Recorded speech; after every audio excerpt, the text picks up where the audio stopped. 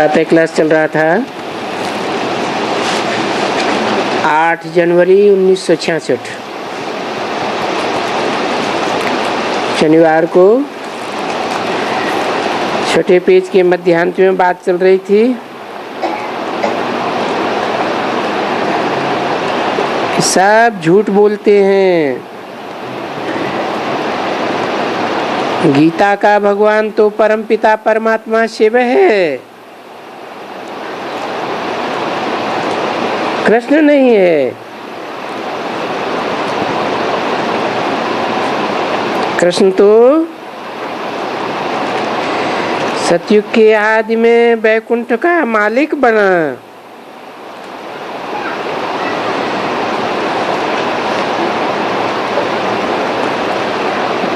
और वो कैसे बना?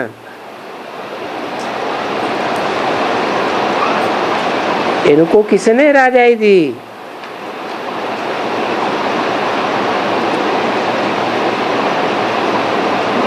कलयुग में तो कोई बैठा ही नहीं है।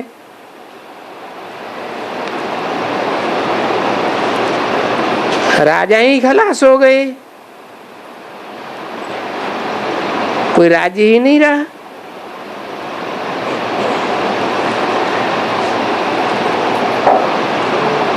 देखो, बुद्धि में बैठना तो चाहिए ना कि जरूर आप ही अपना राज्य स्थापन नहीं किया होगा।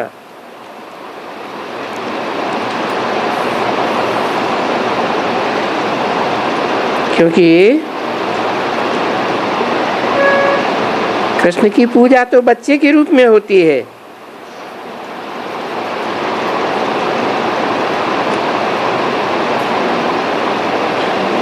जरूर कोई कीमत पर राज्य मिला होगा। तो ये देखो, श्रीमत पर ये श्रेष्ठ से श्रेष्ठ लक्ष्मी नारायण खड़े हैं।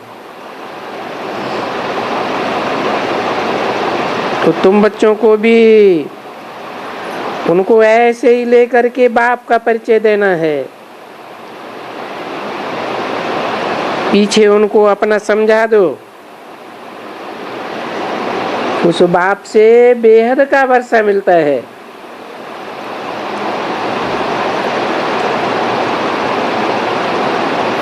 कृष्ण तो सिर्फ सतयुग का मालिक था, बेहद विश्व का मालिक नहीं था।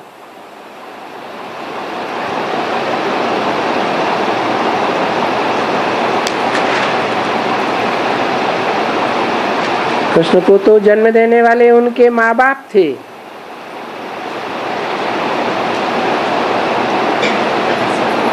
जिनको बाप बैठ करके राजयोग सिखलाते हैं।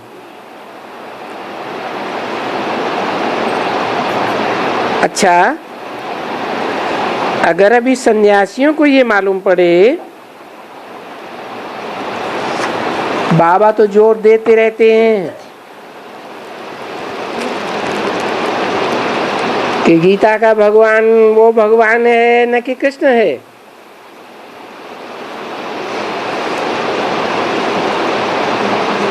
तो क्या समझती हो?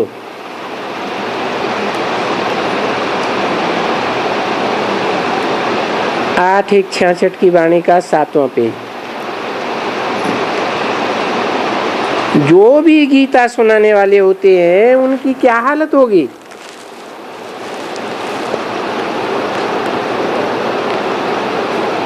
वो हालत उनकी पिछाड़ी को आकर के होगी ना। अभी ये बात अगर फैल जावे तो रोला मच जावे। अभी हमारी स्थापना हुई नहीं है।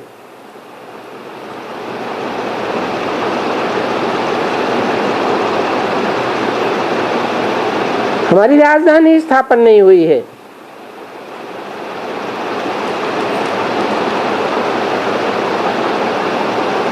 तो बहुत खिटपिट हो जावे, पता नहीं क्या हो जावे। परंतु ये सब होने का नहीं है। ये तो चलते चलते पिछाड़ी में आकर के वो कुछ समझते हैं। जिस समय के विनाश होता है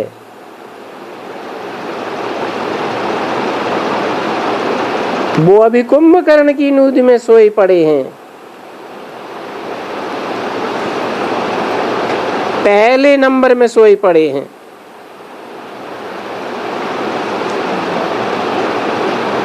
तो वो सन्यासी पिछाड़ी में जागते हैं।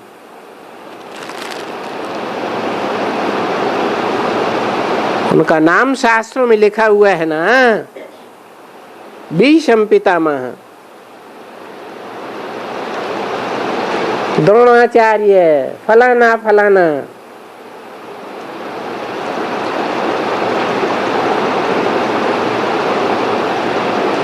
मालूम पड़ जावे कि गीता का भगवान कौन है।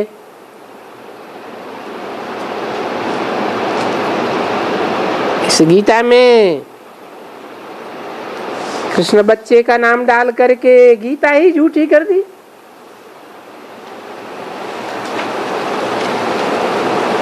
जब गीता झूठी तो भागवत झूठा, शास्त्र सब झूठे हो गए।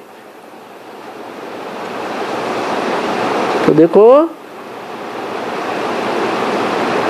हाहाकार मच जाएगा।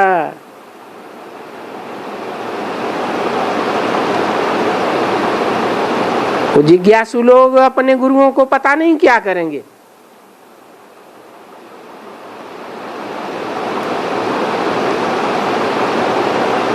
बोलेंगे तुम हमको धोखे में डालते आए हो।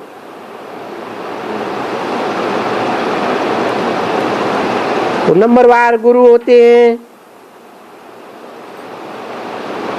एक दो के बाद गद्दी में बैठते हैं ना, तो विचार आता है कि अगर ये एक बात भी निकल जाए तो एकदम हाहाकार मच जावे।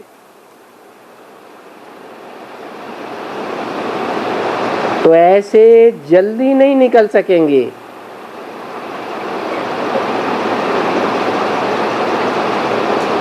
गीता के भगवान का आवाज भी जल्दी नहीं निकल सकेगा। फिर भी पुरुषार्थ तो करना चाहिए ना, रणियां तो मारनी चाहिए ना कि भाई गीता का भगवान कृष्ण नहीं है, गीता का भगवान तो भगवान है। अरे कृष्ण तो देवता है, देवताएं कलाओं में बांधे जाते हैं। राम देवता सो 14 कला संपूर्ण, नारायण 16 कला संपूर्ण, कृष्ण भी 16 कला संपूर्ण, और भगवान 2 कलातीत गाया हुआ है। तो जो कलातीत है वो ही भगवान है।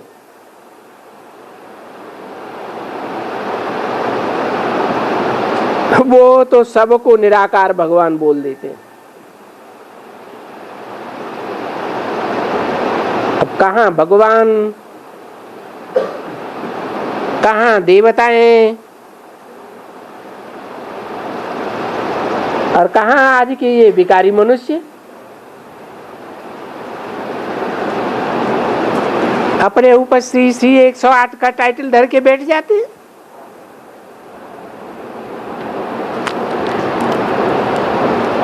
अरे वो ही निराकार पतित पावन है।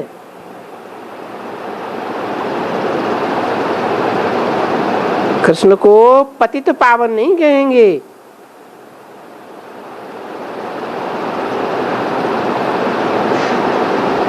क्योंकि जो निराकार है सदैव निराकारी स्टेज में रहने वाला है, वो ही जन्म मरण के चक्र से न्यारा है।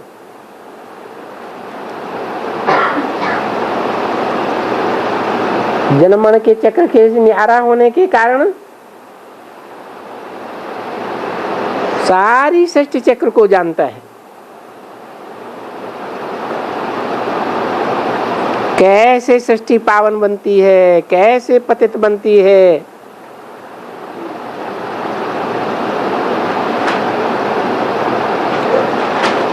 और कृष्ण को तो सब धर्म वाले पूजते भी नहीं हैं।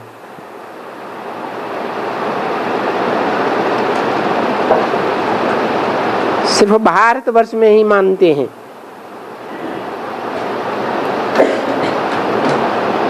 अरे यहाँ भारत में भी तो देखो, दयानंद था, आर्य समाजियों का मुखिया, धर्म पिता कहो, वो ही इन देवताओं की मूर्तियों को नहीं मानता था। न कृष्ण को भगवान मानता था, न राम को भगवान मानता था।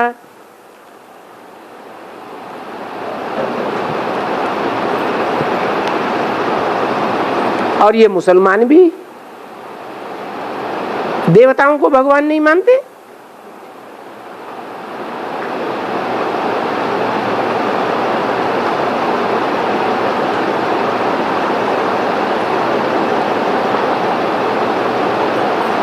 अगर वो मुसलमान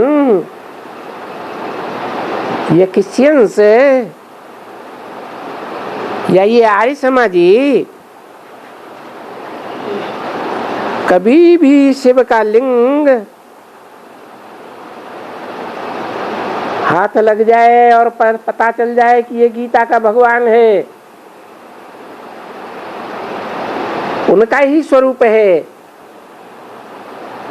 तो कभी भी लिंग को फेंकेगा नहीं। जब उनको पक्का मालूम पड़ जाएगा तो क्या मालूम पड़ जाएगा है, क्या मालूम पड़ जाएगा कि ये लिंग जो है वो उस साकार स्वरूप की यादगार है, उस बड़े रूप की यादगार है, जिस लिंग रूप चिन्ह में वो निराकार ज्योति बिंदु प्रवेश करता है और प्रवेश करके गीता ज्ञान सुनाता है। ऐसे मालूम पड़ जावे तो, ऐसे तो गीता में भी लिखा हुआ है, प्रवेश तुम, मैं प्रवेश करने योग्य हूं।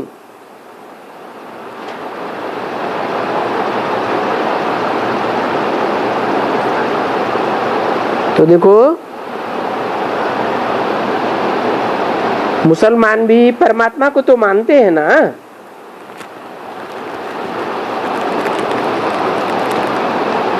रूहों को तो मानेंगे ना।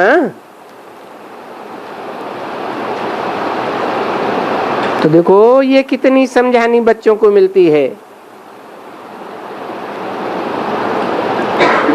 फिर भी बाप कहते हैं उन बच्चों को भी उठाते जाओ।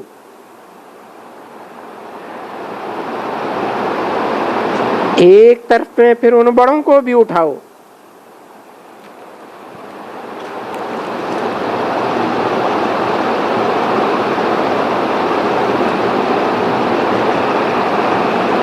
रोको मत,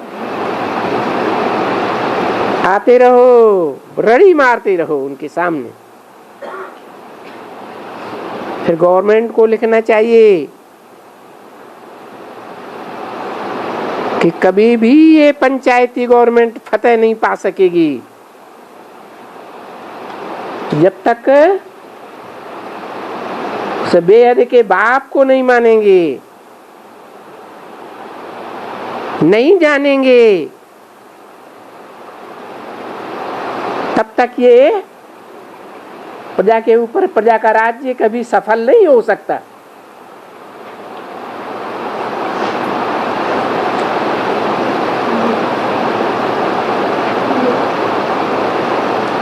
फिर वो भी ग्लानि करना छोड़ देंगे।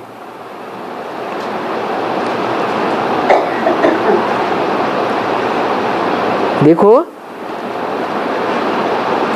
पहले हम भी तो ग्लानि करते थे ना,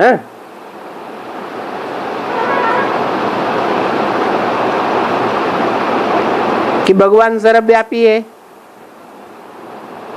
कण कण में है। अभी तो हमने छोड़ दिया है। क्यों छोड़ दिया है? क्योंकि जान गए ये भी बाप भगवान कोई मुकर्रर रथ में आया हुआ है। उस बाप से हम मुक्ति, जीवन मुक्ति का, बेहद का वर्षा लेते हैं, क्योंकि बाप ने आकर के सब हमको समझाया है। और लोग कहते हैं कि जो बाप ने तुमको समझाया वो हमको समझाओ।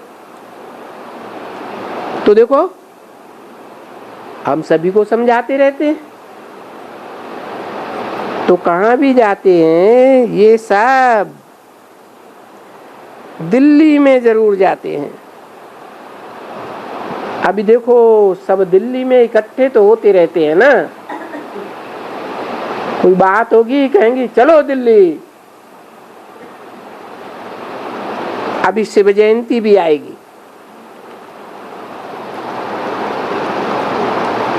तो उनको यही कहना चाहिए, पहले ये तो ख्याल करो कि शिव जयंती और श्री कृष्ण जयंती और ये गीता जयंती,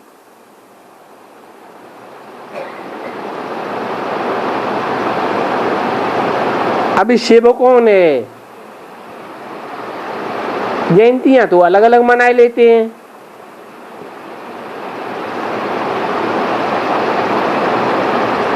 शिव की महाशिवरात्रि क्यों कहते हैं?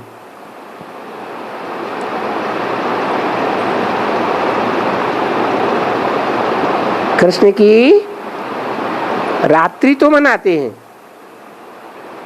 ही रात्रि में जन्म हुआ, परंतु शिव की महाशिवरात्रि कहेंगे। अभी ये शिव कौन है? वो शिव तो निराकार है।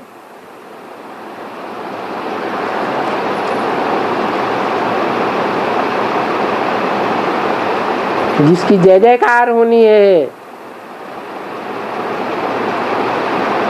जिसे जयंती कहा जाता है, वो जयंती साकार की मनाई जाती है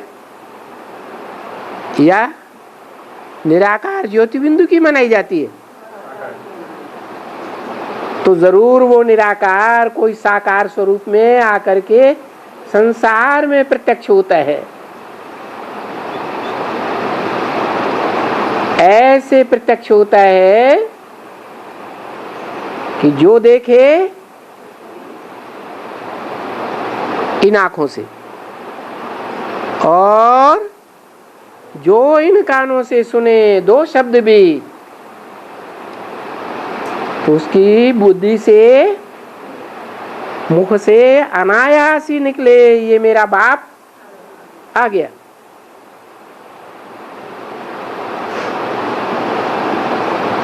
तो पूछना पड़े भगवान किसको कहें?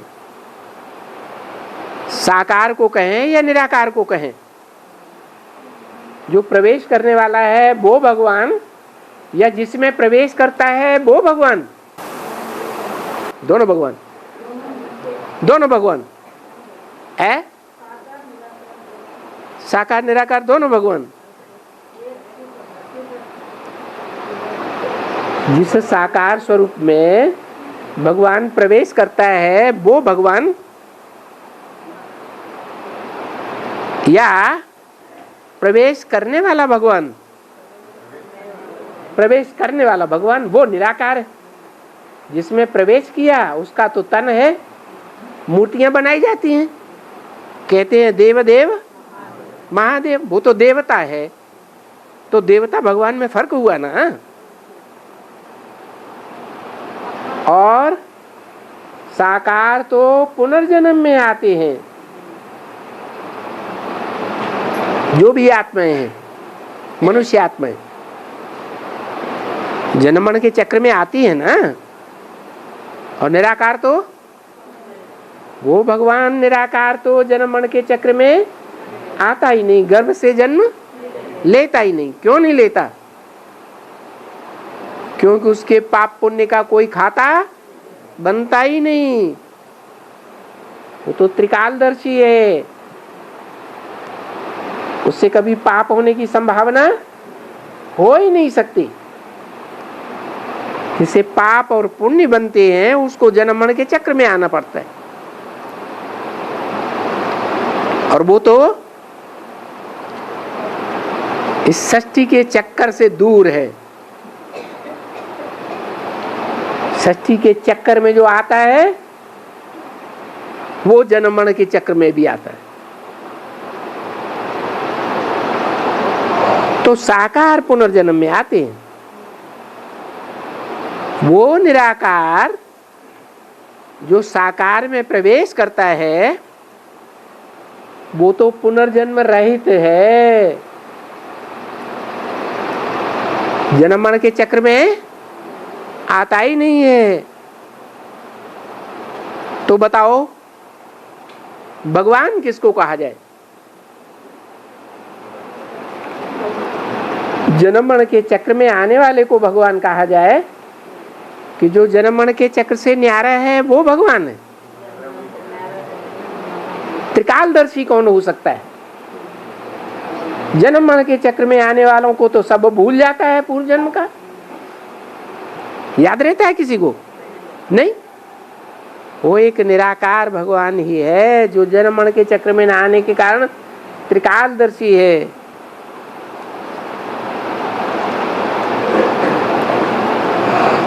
तो भगवान एक ठहरा, वो बाप ठहरा। कैसा बाप? बेहद का बाप। कृष्ण को कोई बेहद का बाप कहेंगे? भारतवासी जो हिंदू धर्म के लोग हैं वो कहते हैं कि कृष्ण भगवान। मुसलमान और क्रिश्चियंस क्या कृष्ण को बाप मानेंगे? नहीं मानेंगे। भगवान तो सबका बाप है। तो भगवान वाच जो गीता में है वो अभी कौन ठहरा? गीता में जो भगवान कृष्ण का नाम डाल दिया है वो साकार कृष्ण जन्म मरण के चक्र में आने वाला। कृष्ण ने जन्म तो लिया ना। किससे जन्म लिया है? अरे वसुदेव और देवकी से जन्म लिया ना। तो जो जन्म लेने वाला है शरीर छोड़ता भी है तो वो भगवान कैसे हो सकता है? ये बात तो बहुत समझानी है। क्या कि भगवान जन्म मरण के चक्र में नहीं आता है क्योंकि वो तो त्रिकालदर्शी है। ये है तो रिलीजियस माइंडेड। ये शास्त्र जो भी है वो भी रिलीजियस माइंडेड है, परंतु वो नेहरू नहीं है। क्या है? Religious mind. और ये रिलीजियस माइंडेड है। कुछ और बड़े बड़े भी हैं। तो क्या ये सब किसको किसको पकड़े? कोई बड़े को पकड़ना चाहिए जिसका कुछ आवाज भी हो। तो बाबा कभी कभी कहते हैं जाओ, पिलानी है ना। क्योंकि इस समय में ये जो बिरला लोग हैं ये बड़े साहूकार हैं, बड़े पैसे वाले हैं, बात मत पूछो। और ये रहते हैं पिलानी में।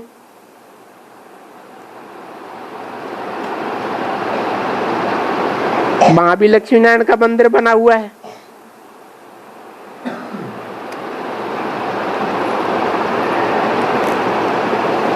बाबा बीच में कहते थे कि लक्ष्मी नारायण का फर्स्ट क्लास एक चित्र जिसमें ये लिखत भी हो, कृष्ण भी नीचे हो, ये जाकर के वहां पिलानी में प्रदर्शनी करें। नीचे कृष्ण, ऊपर लक्ष्मी नारायण।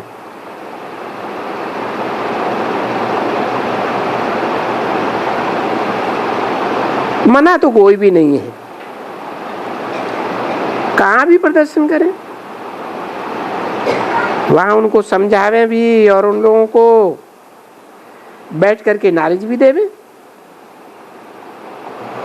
तो वहां भी आवे, कोई समझे कि ये सब बेचारे धोखे में फंसे हुए हैं। लक्ष्मी नारायण के मंदिर तो बनाते हैं, वहां भाषण तो कर सकते हैं,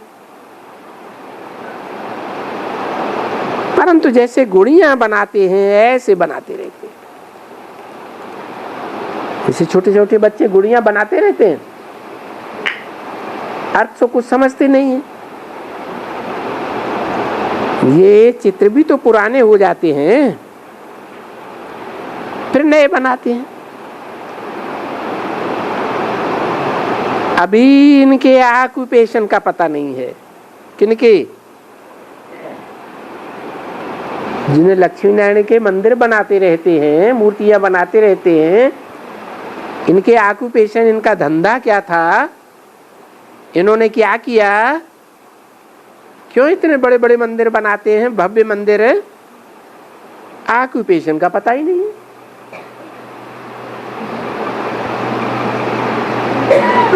और कोई देवताओं के इतने बड़े बड़े मंदिर नहीं बनाते हैं, और लक्ष्मी नारायण के बड़े बड़े भव्य मंदिर बनाते हैं। तो इस बात का क्या कनेक्शन है कि भक्ति मार्ग में लक्ष्मी नारायण के भव्य भव्य मंदिर बनाते हैं? जरूर इन्होंने इस दुनिया को भव्य बनाया होगा,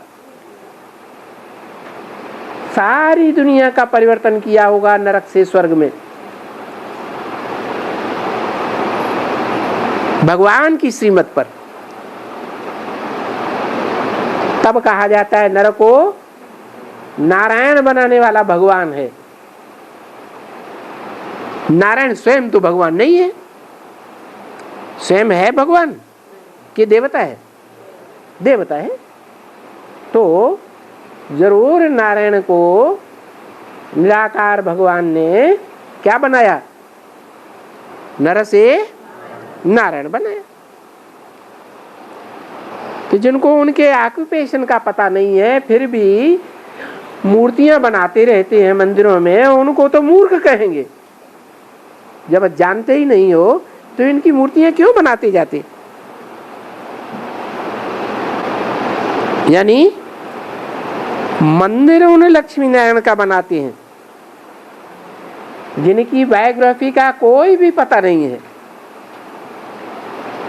कि ये कब आए थे, इन्हें लक्ष्मी नारायण ने विश्व की बादशाही कैसे ली।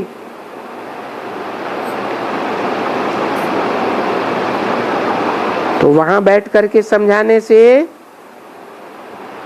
घर से उनके भांति भी आएंगे समझने के लिए।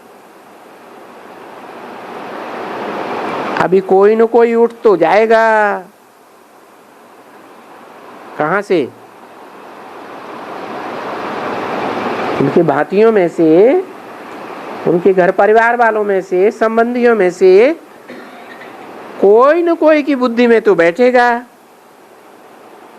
तो देखो, ऐसे ऐसे बड़े बड़े ख्यालात भी रखने चाहिए।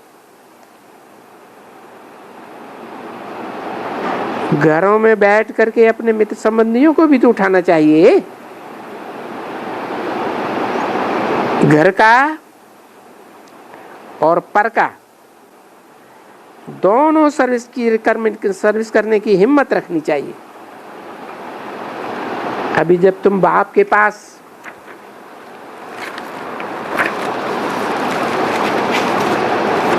आए हो, बाप के पास तुमने जन्म लिया है, बाबा के बने हो, तो ये सर्विस करनी चाहिए। 8:166 की वाणी का 8वां पेज। सर्विस करने की बात दिल में रहनी चाहिए। बाकी जो पुराने संस्कार हैं, गंदे, डर्टी, एकदम जानवरों जैसे संस्कार, जिन संस्कारों में पाप ही पाप होता है और तो कुछ बिल्कुल होता ही नहीं। किन संस्कारों की बात की है? क्या पुराने संस्कार? बाबा का इशारा किस तरफ है? बाबा का इशारा है विकार में जाने का।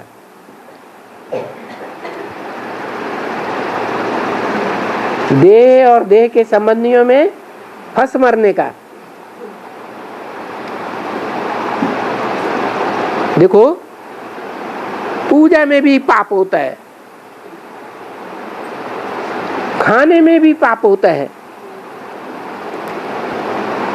ये सारी पापात्माओं की दुनिया है ना। तो इतना पाप किया है,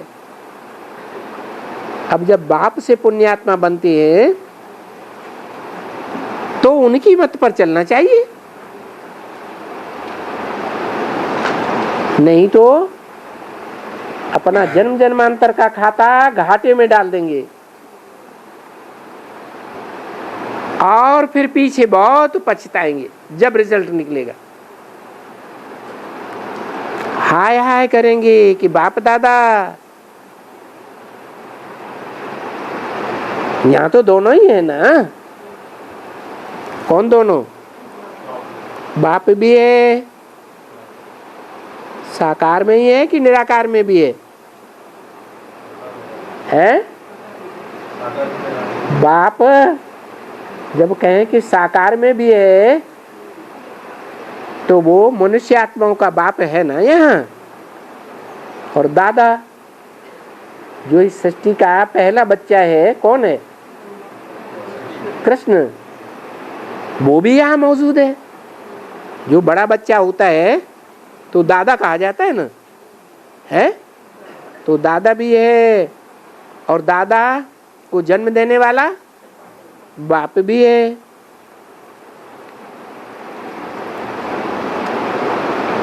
तो फिर देखो, दोनों ही हैं।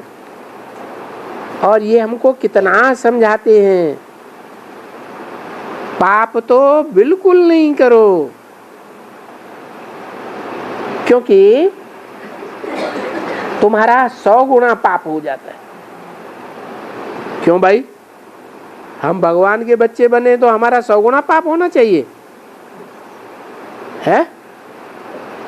दुनिया वालों का 1 गुना पाप बनता है पाप करने से, और हमारा 100 गुना क्यों है? क्योंकि हमको तो ज्ञान है और दुनिया वालों को तो ज्ञान ही नहीं है। वो तो जैसे एक छोटे बच्चे हैं, जैसे छोटे बच्चों से कुछ पाप हो जाता है तो वो पाप में गिना जाता है क्या? नहीं, वो तो छोटा बच्चा है, इतनी अकल ही नहीं है। तो तुम्हारा तो 100 गुना पाप हो जाता है। आगे चल करके तुम्हारी बहुत दिल खाएगी।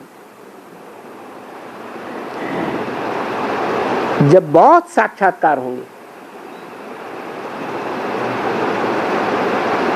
क्योंकि बाप कहते हैं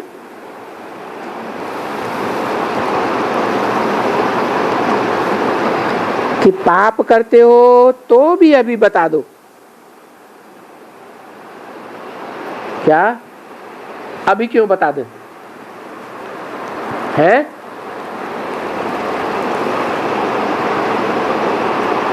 जब गले तक आ जाएगा तब बताएंगे? नहीं, अभी बतावेंगे तो पाप मल्टीफाई नहीं होगा, नहीं तो पाप वृद्धि को पाता रहेगा। जैसे कोई से लोन लेते हैं तो लोन का पैसा वृद्धि को पाता रहता है ना, ऐसे पाप भी वृद्धि को पाता रहेगा। क्योंकि बाप कहते हैं कि पाप करते हो तो जरूर अभी बता दो, नहीं तो बिल्कुल जोर से मल्टीप्लिकेशन होगा।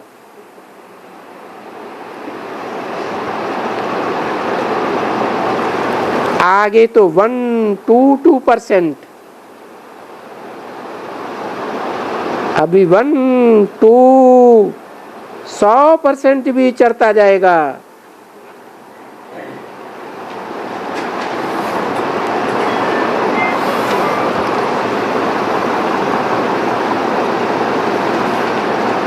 फिर बहुत बहुत पछताएगा,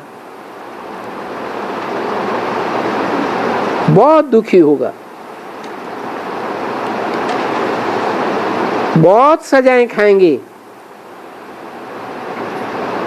इसलिए बाबा कहते रहते हैं दिल में जो कुछ भी पाप किया हुआ हो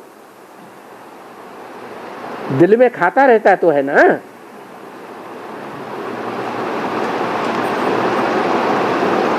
बाबा के बन करके या अभी भी जो पाप करते हो तो पाप करना छोड़ दो, क्योंकि दिल साफ होगी तो मुराद हासिल होगी। अगर बाप के सामने दिल साफ नहीं रखे, कुछ छुपा के रखा, तो जन्म जन्मांतर की मुरादें हासिल नहीं होने वाली हैं। दिल में शैतानी होगी तो कभी भी मुरादें हासिल नहीं हो सकेंगी।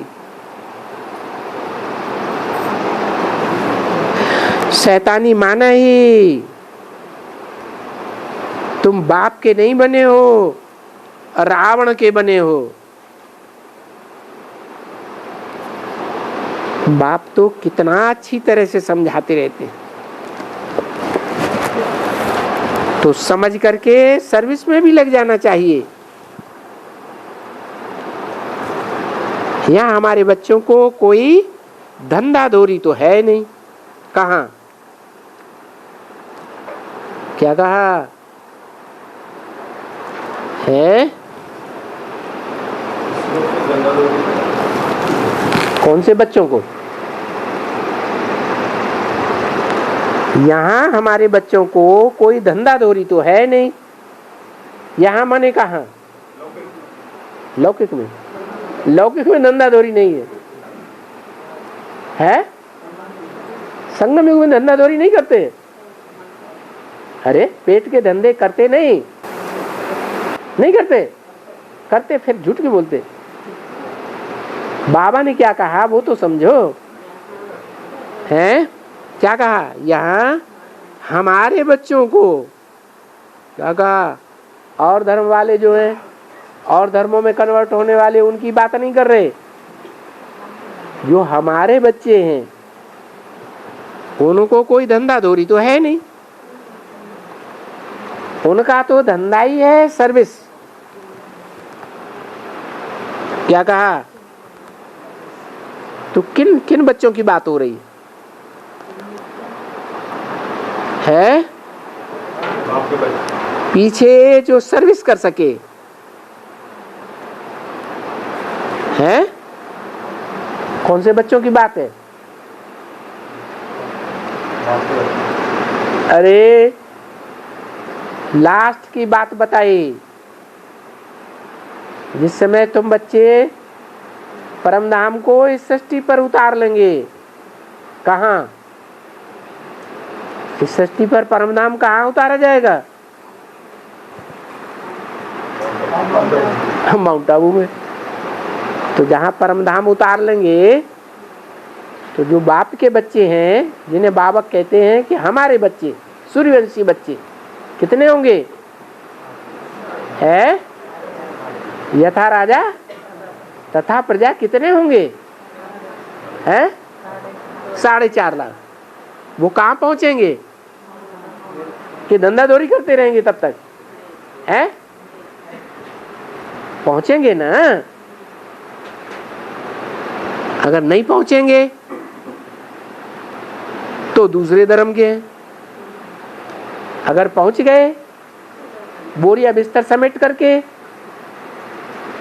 तो कौन से धर्म के हैं? पक्के सूर्यवंशी हैं।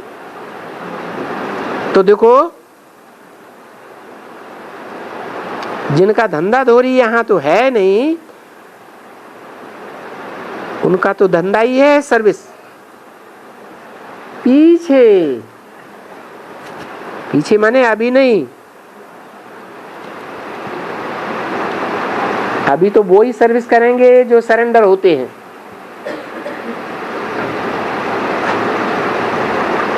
पीछे प्रजा पीछे प्रत्यक्ष होगी, या राज परिवार वाले बाद में प्रत्यक्ष होंगे? कौन प्रत्यक्ष होंगे? या राजाएं प्रत्यक्ष होंगे पहले बाद में? या महाराजाएं बनने वाले पहले बाद में प्रत्यक्ष होंगे? बाद में कौन कौन प्रत्यक्ष होंगे? पहले कौन प्रत्यक्ष होंगे? है पहले महाराजाएं 8 प्रत्यक्ष होंगे, बाद में 108 राजाएं प्रत्यक्ष होंगे। फिर उन राजाओं की जो फैमिली है, राज परिवार के भांति हैं 16,108, वो प्रत्यक्ष होंगे। फिर बाद में पीछे, सबसे पीछे प्रजा वर्ग वाली आत्मा। तो बोला पीछे जो सर्विस कर सके उनका तो धंधा ही है, जो बाप का धंधा, सो बच्चों का धंधा। माउंट आबू में बैठ के क्या सर्विस करेंगे?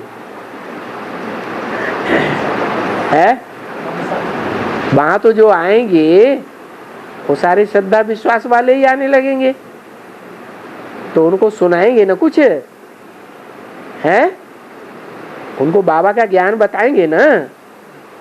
नहीं बताएंगे। यज्ञ के लिए जितना करेंगे सच्चाई से करेंगे, छोटी सेवा करें, मोटी सेवा करें, हल्की करें, पर सच्चाई से करें। उनमें कोई भी दिल में गंदगी नहीं होनी चाहिए। कोई भी गंदगी होगी तो बहुत गंदा कर देगी, बिल्कुल ताजा नहीं रहने देगी, बासी बनाए देगी।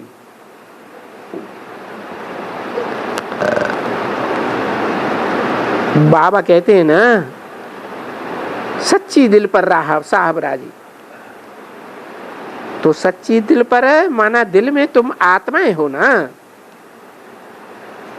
तो सच्ची आत्मा के ऊपर सच्चा परमात्मा बहुत राजी होगा।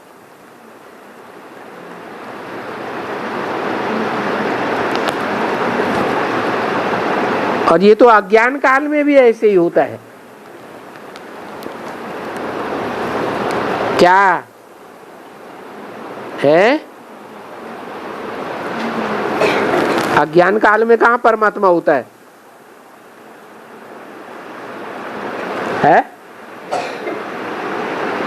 अज्ञान काल में परमात्मा होता है? नहीं होता है। भगवान तो होता ही है इस सृष्टि पर सदा कायम, एक शिव बाबा ही है, और तो कोई चीज सदा कायम है ही नहीं। तो जो सच्चा परमात्मा है वो सच्चे रहने वाली आत्माओं के ऊपर राजी रहेगा। होगा तो, लेकिन हमें सबको पता नहीं चलेगा। पता न चलने के बावजूद भी सच्चे दिल वालों के ऊपर राजी रहेगा। बच्चे सपूत होते हैं तो फिर देखो सपूत बच्चे कितना बाप की इज्जत करते हैं। जो सपूत बच्चे होंगे वो बाप की इज्जत करेंगे, क्या औरंगजेब के मुआफिक है जेल में डाल देंगे? ऐसे करेंगे? नहीं। बोलते हैं तुम बैठ जाओ, बाप को बोलते हैं तुम बैठ जाओ, धंधा बंदा नहीं करो, हम आपको घर बैठे ही पहुंचाते रहेंगे, आपको कोई तकलीफ करने की दरकार नहीं है। देखो ऐसे भी बच्चे होते हैं ना। अरे कोई तो ऐसे भी बच्चे होते हैं जो बाप को भी मार डालते हैं। इस ड्रामा में ऐसे बच्चे भी हैं, सारी उनकी मिल्कियत ले लेते हैं। बाप को मार दिया और मिल्कियत अपने हाथ में ले ली। मैंने बहुत ऐसे दृष्टांत बताए हैं कि पैसे के ऊपर लड़कर भाई भाई को मार देते हैं, फलाने को मार देते हैं। अरे ऐसी बातें तो अखबारों में बहुत पढ़ती रहती है। अच्छा बच्चे टोली ले आओ। बाबा को ये बार बार टोली याद आ जाती है, मुरली सुनाते सुनाते। बार बार गीत बजाओ, रिकॉर्ड चलाओ, ऐसे क्यों होता है? पॉइंट तो समझ नहीं आता। नहीं, बच्चा है ना, बच्चा बुद्धि की तो ये आदत होती है ना। बहुत गहरी बातें कोई आ जाती हैं तो समझ में नहीं आती है, क्योंकि छाछठ चल रहा है ना। 69 में शरीर छोड़ दिया तो बाबा के साथ तो ऐसे बहुत बच्चे हैं। कौन? जो दिल के साफ हैं, साफ हैं। साफ नहीं थे तो बाबा की ये बात समझ में नहीं आती है कि मैं बेहद का बाप, गीता का भगवान, साकार में मैं और मेरे बच्चे ऐसे। तो बाबा को जब बात समझ में नहीं आई तो टोली याद। अच्छा टोली लाओ, मुंह मीठा करें।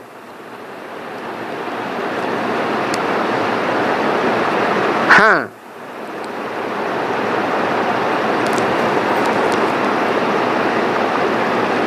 मैं बोला खर्ची दो तो देखो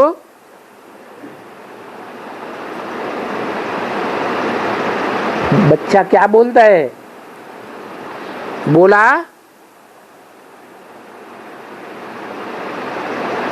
पढ़ने जाओ।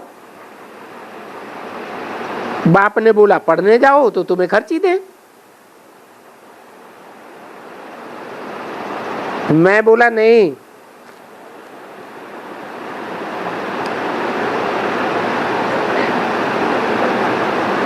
मैं पढ़ाने जाता हूं। शिव बाबा पढ़ाते हैं ना, और तुम पढ़ते नहीं हो, तो जाओ पढ़ने। तो देखो, पढ़ते भी हैं और पढ़ाते भी हैं, सो तो तुम भी करते हो। तुम सिर्फ पढ़ते थोड़े ही हो, औरों को पढ़ाते भी तो हो, सो तो तुम करते भी हो। उसने कहा, अच्छा हम पढ़ने जाता हूं, पढ़ने तो जाता हूं लेकिन खर्ची हमको दो। देखो, फिर खर्ची भी दे दिया।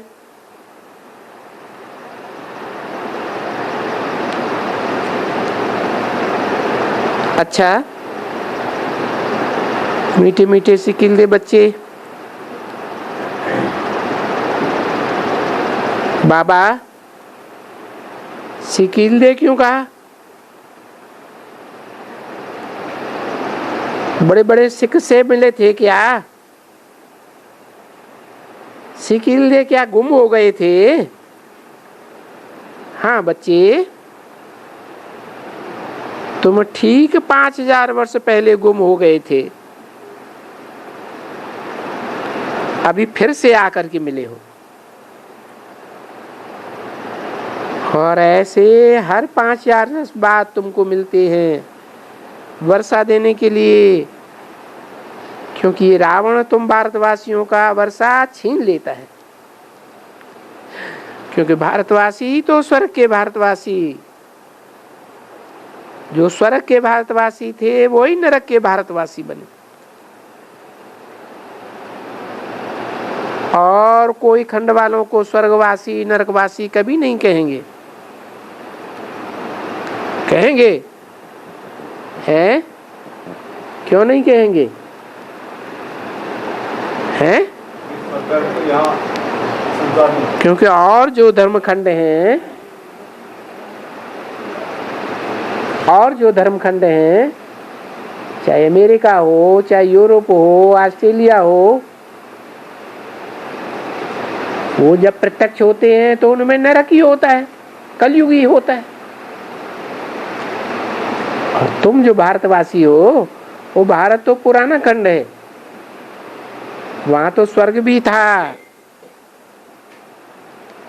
तो और धर्म वाले नहीं कह सकते,